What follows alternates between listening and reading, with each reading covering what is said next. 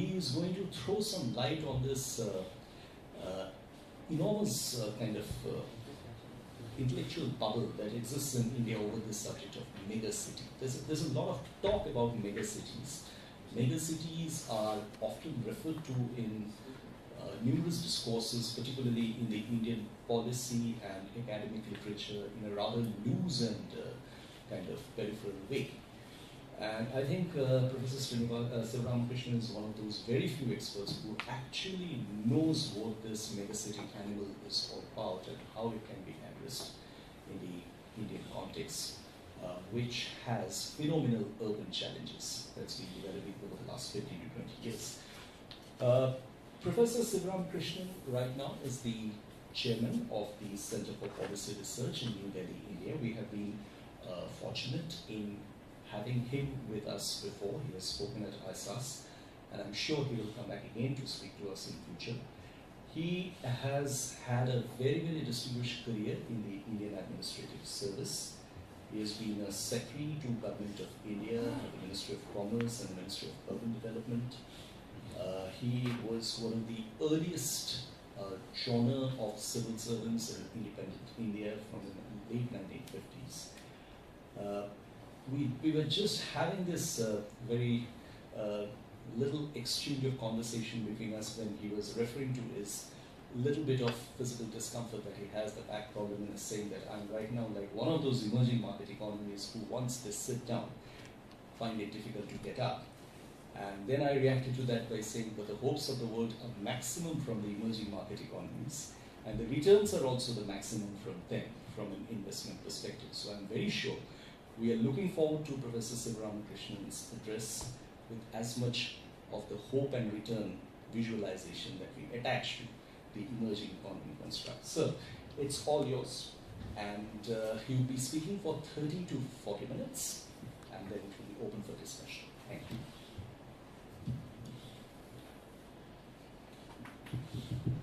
Good afternoon, friends. Dr. Palit. It's a pleasure to be here. A couple of friends I'm expecting.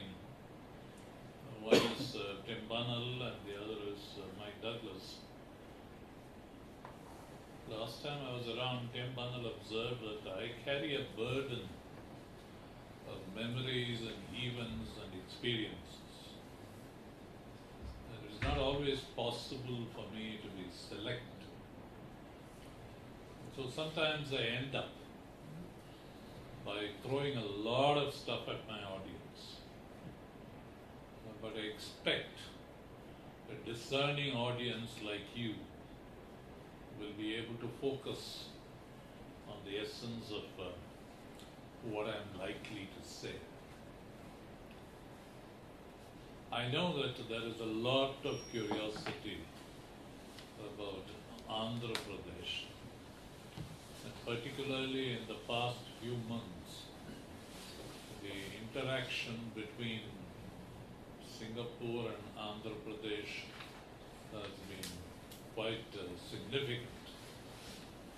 And but I would not like to spend, very frankly, I would not like to spend too much time about Chandrababu Naidu's desires and dreams, and I believe he's going to be here himself,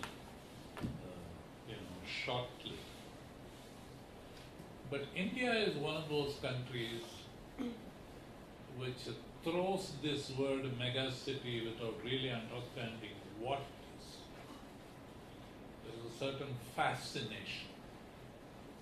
Megacity is equal to X number of shopping malls. Megacity is equal to X number of high-rise buildings. Megacity is equal to such and such a metro. Apart from that, what on earth is a megacity? What is its demographic and economic content? And what are its spatial and other challenges? Frankly, we don't know. And someone who has labored in this particular line of work for a long, long, long time, I feel that both amnesia and lack of intellectual rigor has caught up with us. When it comes to big cities, metropolitan cities, we seem to understand much less than what we did, let us say, in 1970s. A metropolitan view of things did emerge around that time in Calcutta and Mumbai. But today the position is these big cities by and large are fiefdoms of individual state governments. And where the state leadership is a coalition leadership, the fiefdom is further broken up. And so it's very difficult for people in the government to understand what these megacities really mean. I think it's important for us to understand this. This is not a very different situation to other parts of the world. You in Singapore have the good fortune that your territorial boundaries are defined and you're a country by yourself, and so you are not thrown into the difficulties of a definitional struggle. It's been given to you. You are very lucky. But for most other megacities in the world, this has been a very serious problem. And while a few countries have been able to come to terms with it, I certainly would not regard India as one such country. So I think that is a very major problem. I'll just run through a few transparencies to give you the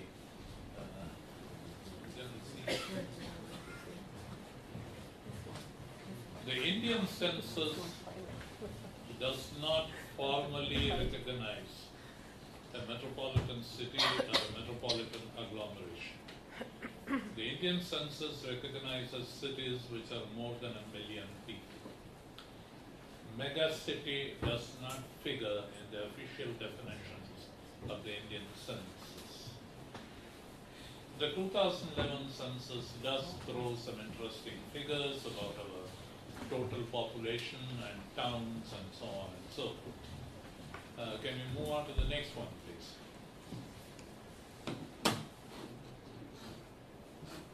Oh, do I?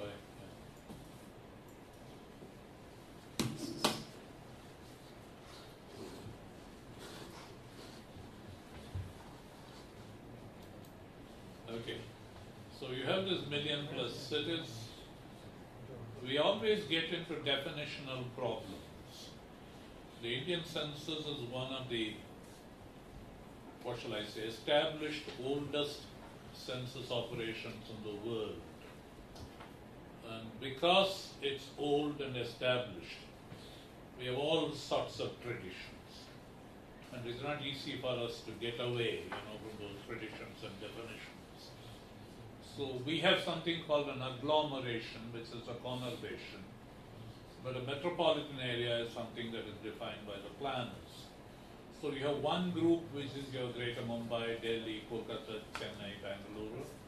And then you have the next group which is Andhra, Pune, Surat, Jaipur, and so on. So taking together, you will find in 2011 census, nearly 90% of the urban population are in these metropolitan areas. Next one.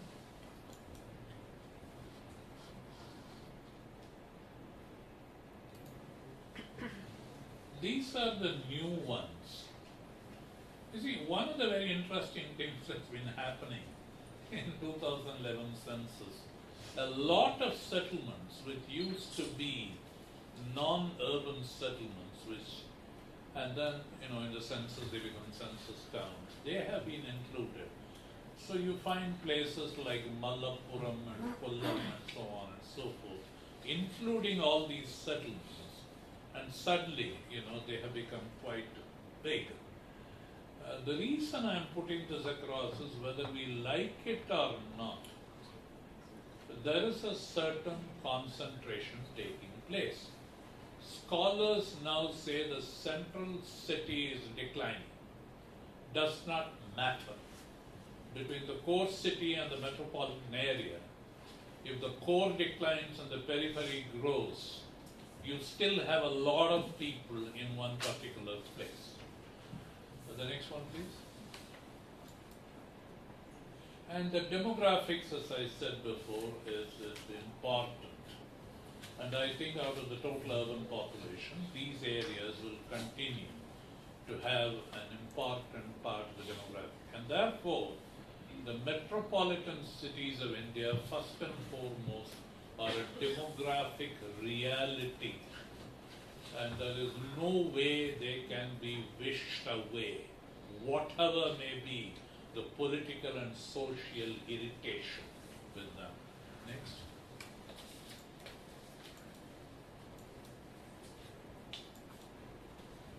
The economic structure is equally important, as you can see, as in several other cities in the world. Manufacturing is not necessarily the dominant part of the structure of employment, nor is it an important contributor to the structure of GDP. There is this construction, trade, hotels and restaurants. I mean, this is one of the things. We have not been able to get away from these definitions for about 30 years. And of course, you have the National Sample Survey, which follows a different kind of a classification. But the territorial configuration of the NSS is not necessarily the same as the census definition, because census definition follows administrative districts, and sometimes the NSS has a different kind of a definition. The next one, please. So you have a demographic reality, you have an economic reality. And I think this is going to be one of the very, very important issues as far as India's metropolitan cities and urbanization is concerned. One of the things on which our demographers and our economists and our scholars have failed to convince the political class, and by and large, you can say the elite classes and the middle classes, that Indian urbanization is principally due to distress-induced migration. And if there is some way by which the gates of a city can be imaginatively closed, then in that case, urban problems can be solved. But somehow, this particular aspect, and therefore you get all sorts of schemes, provision of urban amenities for rural areas advocated by no less a person than former President Abdul Kalam, and somehow keeping the people in the countryside and looking after them and not allowing them to come into the cities. Migration continues to be dominated by doubt, ignorance, bewilderment, and a lot of prejudice. And every time there is an election coming around, the great fight of insider and outsider keeps coming. This is, whether you call it a lack of maturity or whatever it is. But I think this is also one significant point, that metropolitan cities are, apart from being a demographic reality, it will continue to be an important focus of migration, not only for rural people, but people. I'll come to that a little later. Next one, please.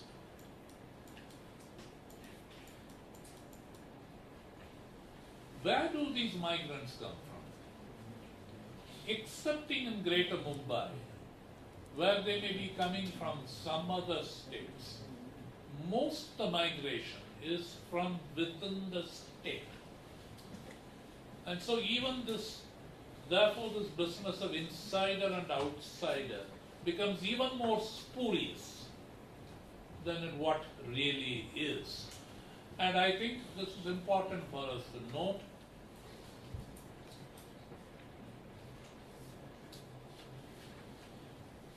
Whether it is Kolkata or whether it is Bangalore or whatever it is.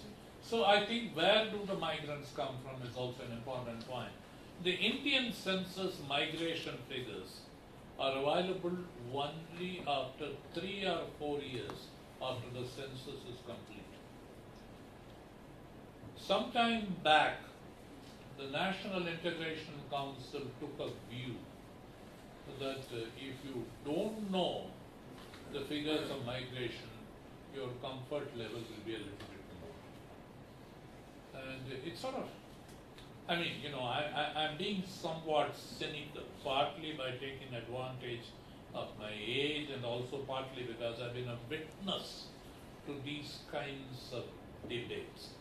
So the 2011 census figures on migration are still not available. And they will not be available till about 2015 or so. And then, then we will have to do, a lot of analysis. Next one, please. I think one of the very important things is that the metropolitan cities are also a political reality. Whether it is a cogent, cohesive political reality is a matter of a debate. But these are important spaces for political interaction to take place. It may be cacophonic, it may sound terribly fratricidal, but the debate is there, the dissent is there, the argumentation is there. And I will show you a slide later on about the numbers and so on. One of the very interesting things is the Indian Constitution in Article 101 says you cannot be a member of a parliament and a member of a state assembly at the same time. But both members of parliament and members of state assembly are very, very happy to go into municipalities and go into panchayats. And they generally feel that they are such eminently wise people that the local councillors and the local fellows are incapable of running their show without the guidance of a member of parliament and an MLA. And so they have this great scheme, which is a gift of Mr. Narasimha Rao, the members of parliament local area development scheme, whereby you allow a certain portion of public sector money at the disposal of the individual MLA and MP so that they can cultivate their own constituencies. In the United States, this particular scheme is called pork barrel. Now we imported pork barrel, we have refined it, we have exported it to Pakistan, we have exported it to Bangladesh, and the whole subcontinent is very happy by dipping into public exchequer for private political gain. And even the Supreme Court, after 6 or 7 years of continuous litigation from various states, gave us a classic non-judgment, where it says the distinction between executive and legislative domain in the Indian Constitution is not very clear. So this is possible. So you have this particular thing. Why am I mentioning this? I'm mentioning this because we have not fully accepted the local bodies, municipalities, or metropolitan cities as a political entity, though it is a political reality, and therefore clashes take place. Next one, please. So you can see the number of, MPs. So if you take the total number, Mumbai has 10 members of parliament, and you can see, 60 MLAs. So if you take the total number here, you're talking about nearly, 70 MPs and so many of these MLAs, and then you have these councillors. In other words, the numbers are very high, and therefore the interaction is very high, but an intelligent way of dealing with that has not come yet. Next, please. The Indian mayor is by and large a ceremonial mayor, and the term of office varies from 1 year to 5 years, but they are mostly non-executive even in a city like Bangalore, which prides itself as a knowledge-based city, the mayor is a one-year wonder. By the time he or she finds out what he or she is mayor about, it is time for her, to sign up for farewell parties. It's a pretty absurd situation.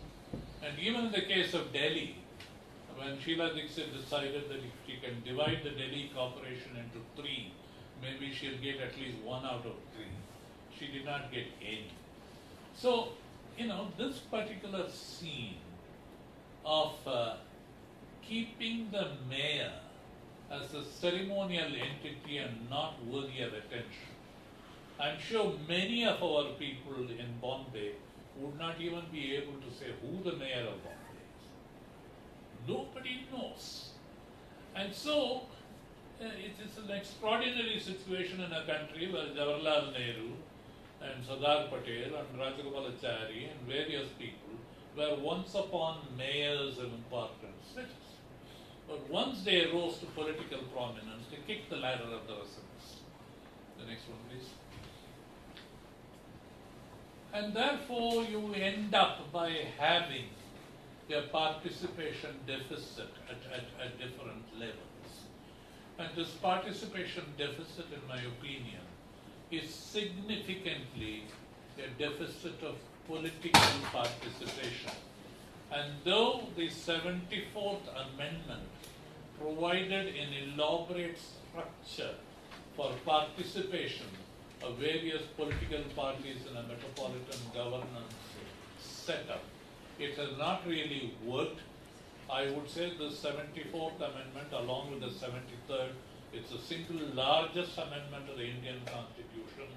The 73rd is still struggling along because we have a long and perennial romance with the rural, and therefore that continues. But I think the 74th is in a bad shape, and I personally feel that it is a sort of a failed exercise, and it has not really provided any kind of a political breakthrough.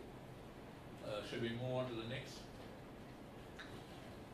You do have this multiple jurisdiction, which is the standard situation as far as metropolitan areas are concerned. And I think it's important for us to realize that there are a lot of non-municipal territorial entities, whether you call them new towns or SEZs or whatever it is. This is part of the metropolitan character. The next one, please. I'll just run through this very, very quickly. You have Bombay here, the pics from multiple jurisdictions there, and then you have Kolkata next. You're talking about 60 to 70 different jurisdictions. I mean, Bombay has 52 just territorial jurisdictions. I'm not talking about special purpose authorities. Calcutta has 121. The next. Bangalore has 30, and your Chennai has 38. Next. And you have Hyderabad, which is about nearly 20. So I think this multiple jurisdictions is an important problem. And where there are multiple jurisdictions, once again, who is in charge of the metropolitan area as a whole is unclear. Next. Now, I talked about migration. I think it's important to realize that in the past 15, 20 years, migration into these metropolitan areas, though it is small in number, is coming from different parts of the country.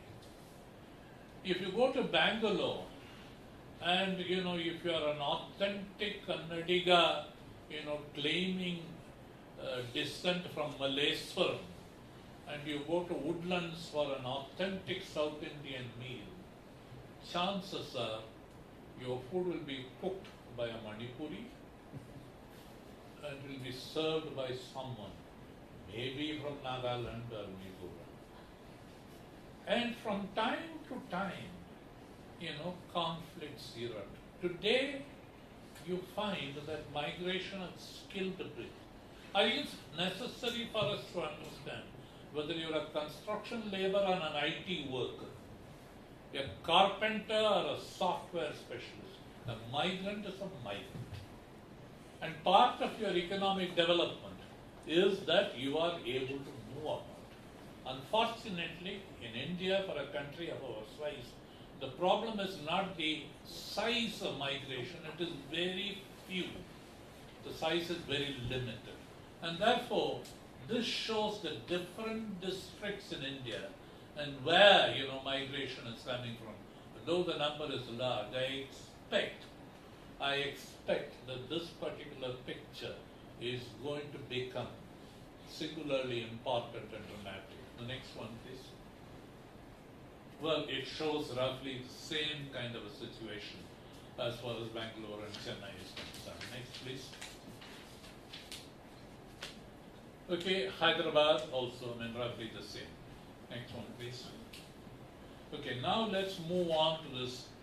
So in the general context of metropolitan cities and mega cities, as I have said, it's a demographic reality, an economic reality, a political reality, and also a significant area of contention and also economic opportunities. But we do not have a political mechanism yet for dealing with these metropolitan areas and their governments, and how do we deal with these multiple jurisdictions. In this general context, let us see, what is being talked about Andhra. Can we go to that particular map of Andhra? Okay, sometime in the last session of the Parliament, when the UPA government decided to bifurcate Andhra, and that is a different story, whether a bifurcation has been the right decision or the wrong decision, it's a different story. By and large, correct me if I am wrong, partition of large geographical areas in the world has always been by and large erratic. And the people who are asked to do the partition are chosen for the singular qualification, which is ignorance. So Mr. Ratcliffe, who divided India in 3 days, did not have a clue which country he was dividing. And so he ended up by allocating a few districts for a few months beside that side. Even the United States, when they decided to divide Germany, read the rivers wrongly and ended up by making a mess. So everywhere in the world, when you decide to partition a geographical space, you end up with very, very peculiar consequences. And in my opinion, the bifurcation of Andhra is no different. And anyway, so the bifurcation has taken place, and this Act of Parliament said Hyderabad will be the capital for the Telangana state. Andhra fellows, we will discover a capital. Now, usually a capital search committee is determined by executive instructions. For some reason, the Act of the Parliament itself specified that there will be an expert committee formed, and that expert committee will give its opinion within such and such a date. And therefore, the expert committee was formed, and I was summoned to chair that particular committee. So I said, why are you conferring this honor on me? They said, you are generally known to have independent views, and by and large, most reports you have submitted have not been accepted. And therefore, your objectivity is assured, and nobody can question your bona fides. And therefore, we have gathered a few professionals around me. Good luck. So, you have a sturdiness of temperament. Carry on regardless. And then elections were announced. If elections were announced, we could not enter Andhra, because any town we entered, they said this is where the capital is going to be. The real estate prices would shoot up, and therefore they said stay away. So this great exercise we had to do in exactly 12 weeks. So we thought here is an opportunity for us to plant a few ideas. I think the NDA government felt it is more of a mess if we try to unseat this particular committee. So why bother? This will be one more report, we will see what happens. So when that particular committee was formed, we thought, let's look at it. This whole business of Rajdhani in India, which means capital. Because once upon a time you had a Raja or a king. You gathered all these government functions around the king. But does the contemporary state really require one single capital? Why do you need it? If capital functions and administrative functions are intended for the benefit of the people and various sectors of the economy, why is it necessary that it should be located in one particular place? Notwithstanding that, Mr. Naidu felt that he wanted a mega city, and his model was Singapore, or Hong Kong, or some such mega city. So we said all these mega cities take a long time to build. 30 years, 40 years, will it Chandigarh or Gandhinagar or whatever is the place? I mean, they are not going to be easy. And where are you going to get the land for them?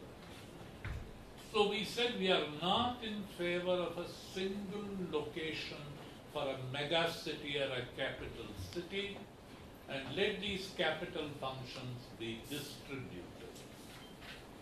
The second thing we said is, nevertheless, if you feel that architects should be given full play, and builders should be given full play, and construction is the more important activity than anything else, you have to go in search of vacant land. And where are you going to find that vacant land? You will find it probably somewhere south of the middle of Andhra. But those places are not attractive. And the third was, we said you can expand the existing cities.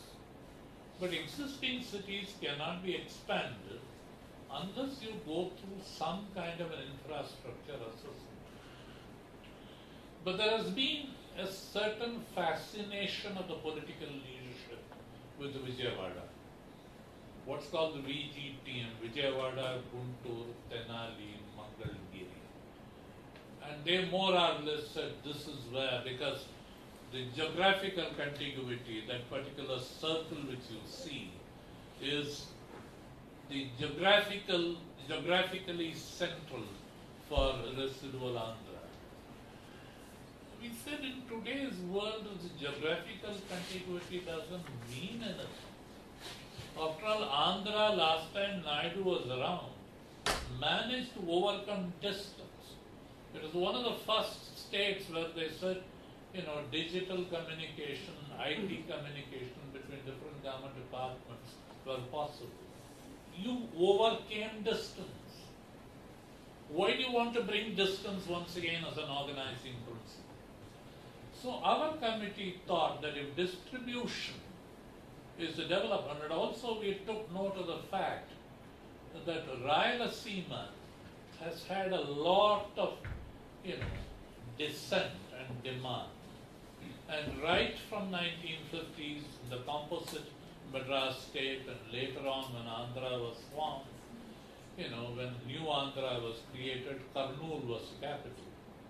And the Rayalaseema people felt that at last they got their capital. They lost that. Everybody went to Hyderabad. You put all the eggs in Hyderabad. The Rayalaseema fellows also lost that. And now they say we want something of our own in Anantapur and Kadapa and Kurnool and so on. We said that dissent is getting to be pervasive. And Naidu requires a broad consensus. So right from the beginning, distribute, your capital functions. We also told them that Babus do not create jobs. Babus do not create employment. You need 200,000 jobs per year very shortly in Andhra. Those young people are going to clamor for jobs to distribute development. So we identified 3 areas. We said as far as the coastal Andhra is concerned, that is your Vizag area. We said here is an area which is developed on its own as a port facility, as fisheries. The Godavari gas is going to be available there. Some kind of facility will be there in Kakinada. The Vizag-Chennai corridor is going to come along here, and so you have a growth possibility. If you can take care of the environmental hazards involved, and if you can do an intelligent planning. We said that this is one particular area. The second area we identified is the Rayalaseema arc.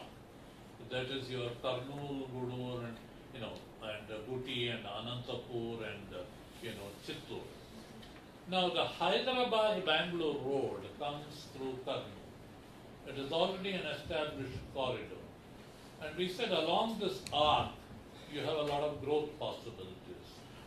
The railways are thinking of providing a railway line from Kalahasti, which is down below, all the way to the north, and that will be, the dotted red line. So we suggest that you have these growth areas distributed.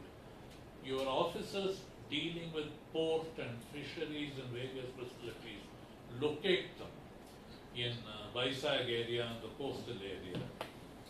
The Ongole cow is a very important, well-known breed of livestock. Ongole cows do not have to graze in Hyderabad. Bring them down to Nellore. Let animal husbandry be located in that area. Let mining and minerals be located in Rayalaseema. We said as far as your Vijayawada, Guntur, Tenali is concerned, this is one of the most prosperous agricultural areas in the country. It is an important rice bowl. 55% of the employment is in agriculture. If you throw that out, where are you going to get alternative employment? On top of it, the area is pretty congested. And why do you want to put it there? So we raised a number of cautions. But we also said it is a privilege of the Andhra government. It is not given to officials to confer an award, on capital, and you decide.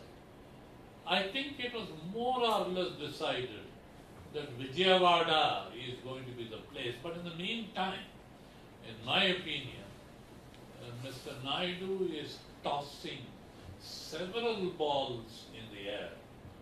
He continues to operate from Hyderabad, and he has recently spent about 25 crores in doing up his office, and he is sitting in that Hyderabad secretariat, though our Chandrasekhar Rao, discovers some daily problem which can make Chandrababu's life difficult. And notwithstanding this bickering, it's going, what is in his mind? I do not know. But a lot of things, seem to be happening. He wants to have more mega cities. He wants to have smart cities. He wants to have 100 cities. He wants Vijayawada. And so what is really happening is the speculative fever has really reached a height. And then of course, whether it is Hong Kong or with all due respect, entrepreneurs in Singapore, generally Naidu is sort of being told, you have a problem, we can fix it. If you have high water table, we will fix it. If you have low water table, we will fix it. But whatever it is, there seems to be this kind of a general situation. The rest of it can come out in questions and answers. In essence, what I am saying is, the new government also has to make up its mind. How do you want to deal with cities, big or small, large or metropolitan? And who should be in charge? Who should be in charge of an Indian city has been a perpetual search. It depends on the day of the week and the day of the month. But by and large, it is the political masters at the provincial and the national level who somehow believe that they are imbued with a higher level of wisdom to deal with all these particular problems. I have been, rather blunt and less than polite in my observations. This, you must permit me, as an indulgence